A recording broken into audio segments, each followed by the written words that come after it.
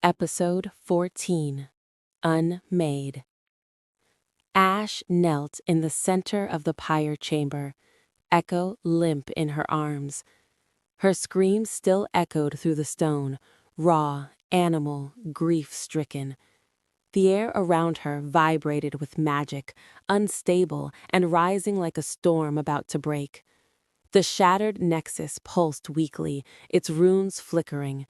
Wraiths staggered, their forms flickering between shadow and human. Inquisitors fled. The pyre groaned, and Ash's magic, wild, incandescent, unbound, surged outward. The world began to unmake. Ash's power poured into the chamber like a tidal wave of ash and ember light.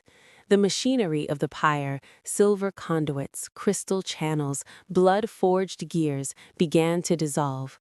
Not burn, not break, unmake. The walls cracked, the floor split, the ceiling rained dust and embers.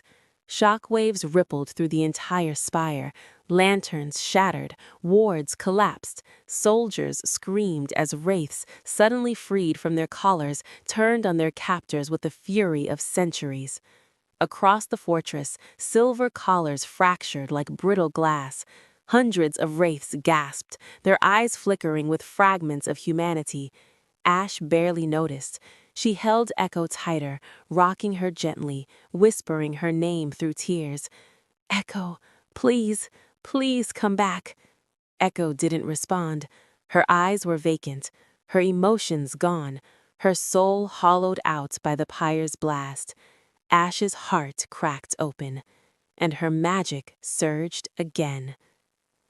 Commander Thorn staggered through the collapsing chamber, blood on his face, fury in his eyes. "You," he snarled at Ash, "you've doomed us all." Ash didn't look at him. She didn't need to. A shadow stepped between them. Kalen, the Harbinger. His form flickered violently, barely holding shape, but his eyes were clear. For the first time, truly clear. Thorn froze. "No, no, you obey me." Kalen's voice was a whisper of wind and fire. "No more." He struck. The blow wasn't physical, it was pure soul force, the last of his strength.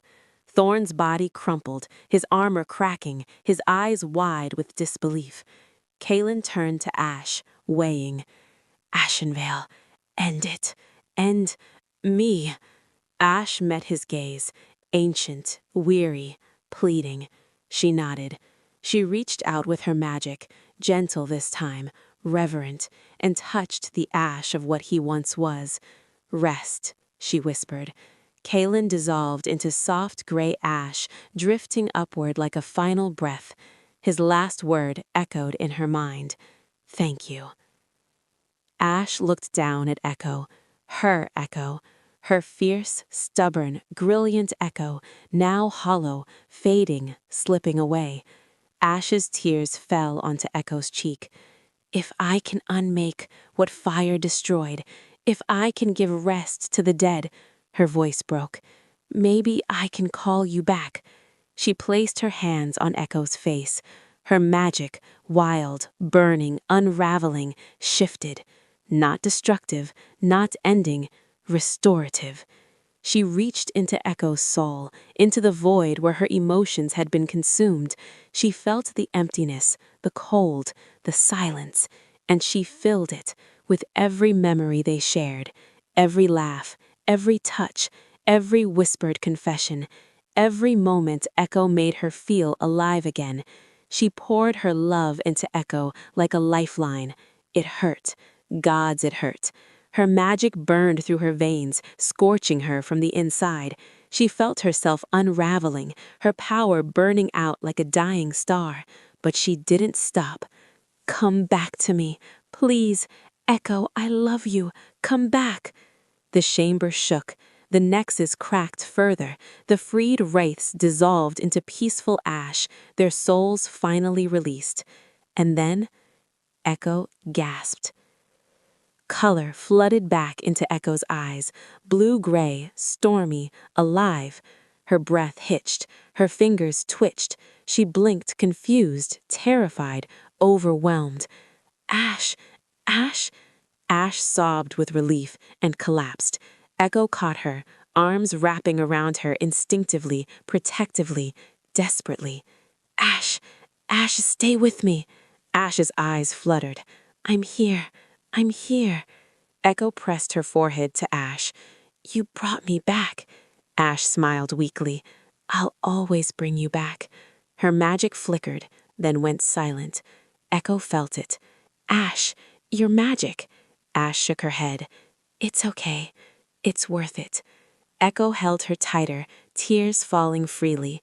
Around them, the pyre collapsed completely, machinery dissolving, walls crumbling, the last of the wraiths turning to peaceful ash.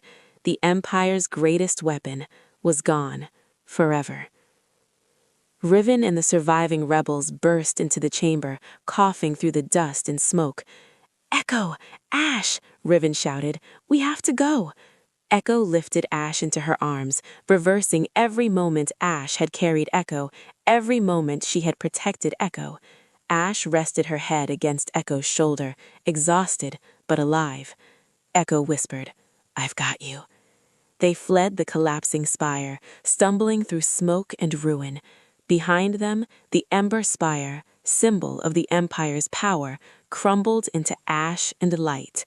Ahead of them, dawn broke over the horizon. Echo carried Ash out of the ruins, both of them alive, both forever changed. The world would never be the same.